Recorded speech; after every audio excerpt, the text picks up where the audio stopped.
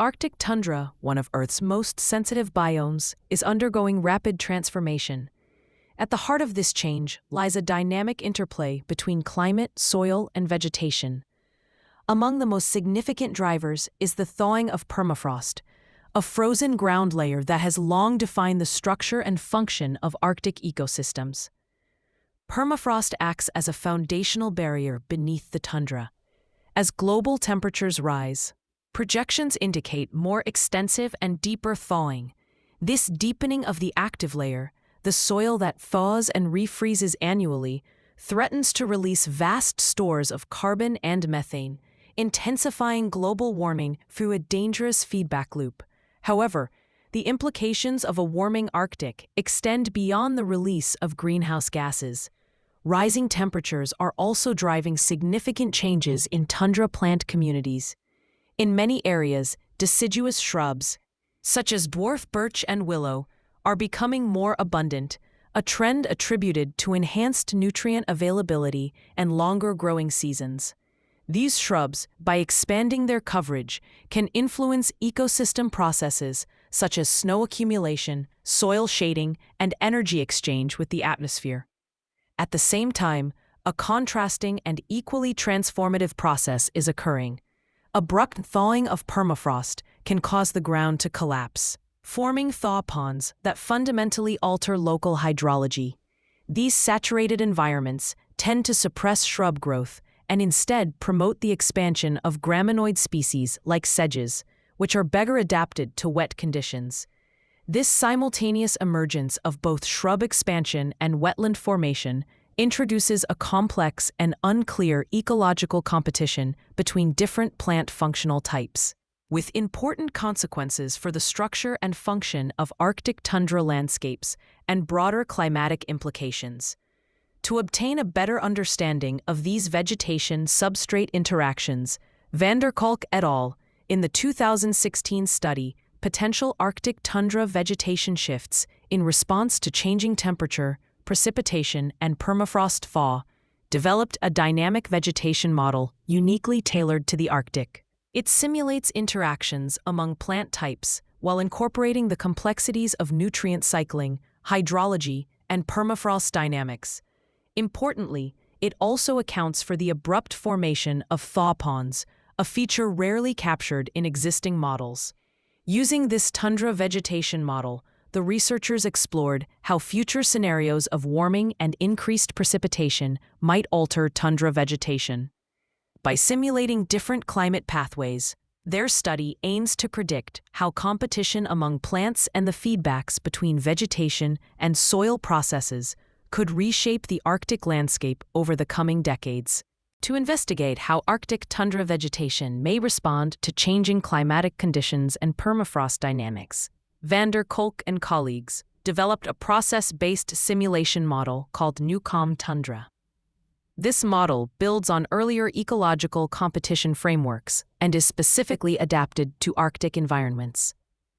It integrates key components such as plant competition, nutrient cycling, water dynamics, and permafrost behavior, allowing for detailed exploration of vegetation shifts over time. The model simulates interactions among three main types of tundra vegetation: mosses, graminoids, and deciduous dwarf shrubs. These plant types differ in traits such as rooting depth, nutrient uptake, and water tolerance. Newcomb Tundra captures how these differences influence competition under varying climate scenarios. Simulations were run using weather data from northeastern Siberia, specifically from the Chokrodak region, a representative site in the low Arctic with continuous permafrost. The model incorporated daily temperature and precipitation inputs from this site over a historical period for calibration. To explore possible future changes, the researchers designed 16 climate scenarios that combined different levels of temperature and precipitation increase over an 80-year period. These scenarios were applied to 5 representative tundra vegetation types, spanning a gradient from dry shrub-dominated areas to wet graminoid-dominated wetlands.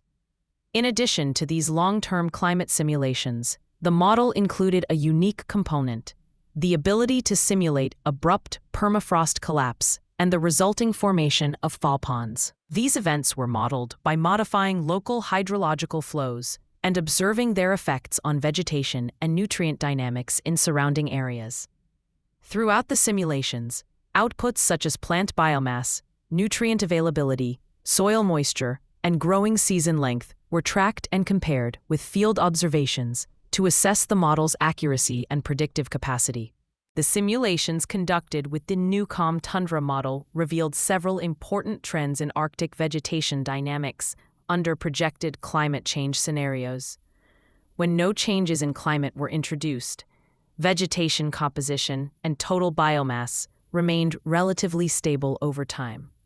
However, under scenarios that included rising temperatures, particularly those simulating increases of 5 to 8 degrees Celsius over the 21st century, there was a marked increase in total plant biomass.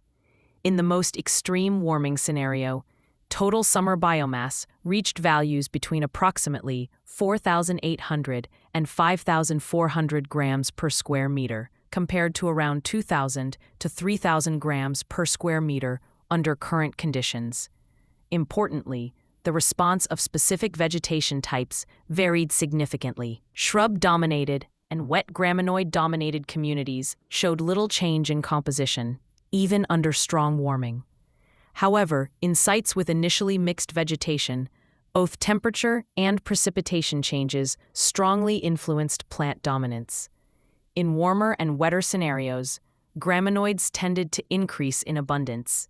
In contrast, when temperature increased without a corresponding rise in precipitation, shrubs became more dominant. A shift associated with drier soil conditions caused by enhanced evapotranspiration. The simulations also showed that temperature increases lengthened the growing season considerably. For example, under an 8 degrees Celsius warming scenario, the growing season extended by nearly 40 days. However, higher temperatures also led to lower soil moisture in the upper soil layers, unless offset by increased rainfall. Moisture conditions influenced plant competition, with graminoids favored by wetter soils and shrubs performing better in drier conditions. Another key result was that nutrient availability, while generally limiting for both graminoids and shrubs, became somewhat less restrictive under climate change. Nevertheless, shrubs continued to experience stronger nutrient limitations than graminoids, largely due to their shallower root systems. In simulations involving abrupt permafrost thaw and thaw pond formation, graminoids rapidly became dominant in the affected areas, typically within 15 years after the collapse. Mosses initially surged in abundance, but then stabilized at levels similar to those found in naturally wet graminoid sites. Notably, the altered hydrology associated with thaw ponds also dried adjacent downslope areas, indirectly promoting shrub expansion there. Together, these findings suggest that climate warming, and particularly the interplay between temperature, precipitation, and hydrological changes, can lead to complex and spatially variable vegetation shifts in Arctic tundra landscapes. The results of this study highlight the complexity of Arctic tundra responses to ongoing climate change. Rather than following a uniform trajectory, vegetation in these cold regions is likely to shift in multiple directions depending on the specific combination of warming, changes in precipitation, and local permafrost dynamics. One of the study's most important conclusions is that increasing temperatures alone do not universally promote shrub expansion, a commonly assumed outcome in Arctic climate projections. While warmer conditions can stimulate shrub growth by enhancing nutrient availability and lengthening the growing season, this process is strongly moderated by changes in soil moisture. Without sufficient rainfall to counteract higher evapotranspiration, warming may actually lead to drier soils that restrict the growth of certain plant types. In contrast, graminoids, particularly sedges, appear to be more resilient under a wider range of moisture conditions. Their ability to root more deeply in the soil allows them to take advantage of nutrients released by thawing permafrost, making them well-positioned to expand. especially in wetter environments.